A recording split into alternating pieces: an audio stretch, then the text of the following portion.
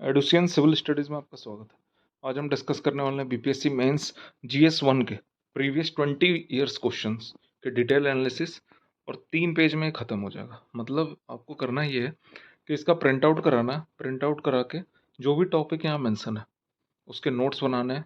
Standard एक framework आपके पास रहेगा, आप एग्जाम में जाना और बस इसी को लिख के आना है, ठीक है।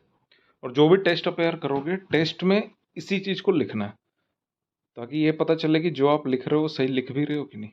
तो टेस्ट में जब आप एनालाइज कराओ, क्वेश्चन चेक कराओ, तो ये देखो कि आपको मार्क्स कितने आ रहे हैं। औरों से कम आ रहे हैं, ज़्यादा आ रहे हैं। कम आ रहे हैं तो फिर आप कोशिश करो अपने नोट्स को इम्प्रूव करने का। ठीक है, स्टार्ट करते हैं। सबसे पहले मॉडर्न हिस्ट्री मैंने रखा है। मॉडर्न हिस्ट्री इसलिए रखा है क्योंकि जीएस 1 का मतलब मैक्सिमम लोग आर्ट एंड कल्चर ही समझते हैं। और वो करते क्या है, मौर्य, पाला, पटना कलाम, मधुबनी पेंटिंग, सांथाल, बिरसा, कुंवर सिंह, इतना करके वो खत्म।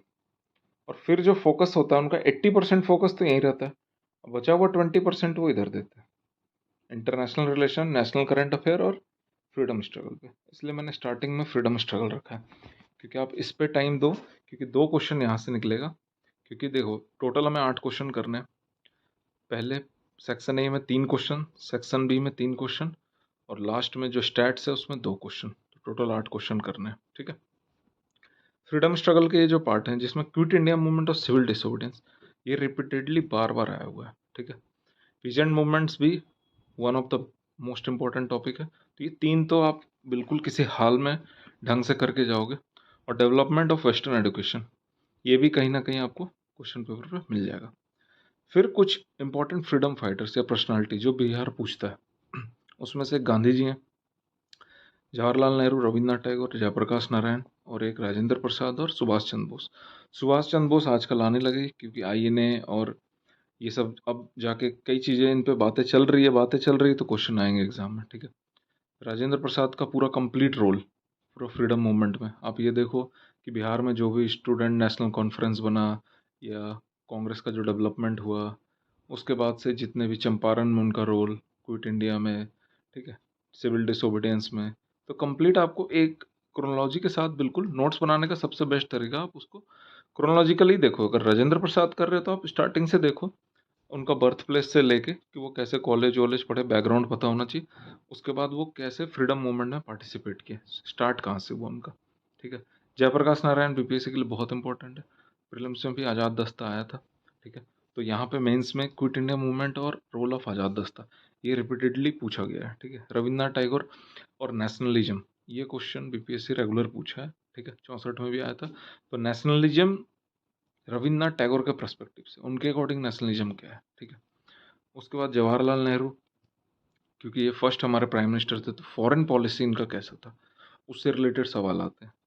फिर जो मॉडर्न इंडिया आज के डेट में है उसमें नेहरू का क्या रेलिवेंस है, और जो सेकुलरिज्म प्रिंसिपल, इसमें नेहरू मतलब नेहरू के अकॉर्डिंग सेकुलरिज्म क्या है वो आपको बताना।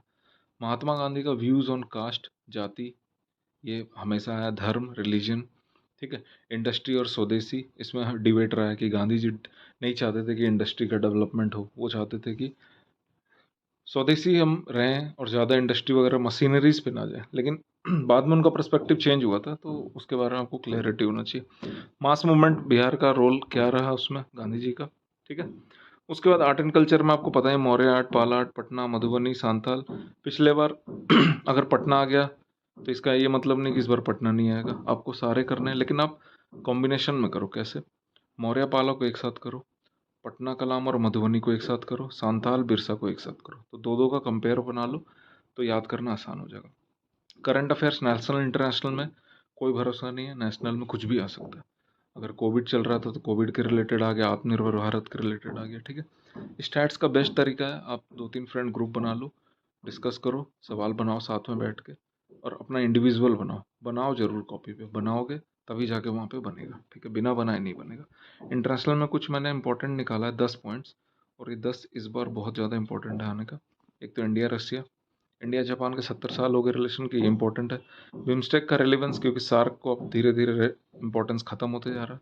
यूएन का रोल, क्योंकि वार अभी यूक्रेन और रशिया का चल रहा है। क्वाड और इंडियन ओशियन, ठीक है। और I2U2 नया ग्रुपिंग है इससे रिलेटेड। श्रीलंका क्राइसिस से इंडिया को क्या इम्पैक्ट पड़ेगा, या इंडिया का क्या रोल अभी एशिया में देखने को मिल सकता है, साउथ एशियन कंट्रीज़ में, अगर श्रीलंका में क्राइसिस है तो। ठीक है, तो ये सब आप कर लो, इसको प्रिंट कर लो, प्रिंट करने के बाद ये सारे टॉपिक्स करो, इसमें अपना कुछ ऐड करना है तो करो, लेकिन जो पहले प्रीवियस ईयर वाला ये टॉपिक्स है, ये 2 पेज में, इसको तो आप मत छोड़ो, इसको तो आप नोट्स में बना के रट जाओ। अलग अलग कॉपी बना लो, हिस्ट्री आर्ट एंड कल्चर का, नेशनल इंटरनेशनल का अलग, स्टैट्स का अलग, 3 कॉपी आप तैयार करो GS1 के लिए। That's all. ठीक है, थैंक्स फॉर वॉचिंग एडुशन।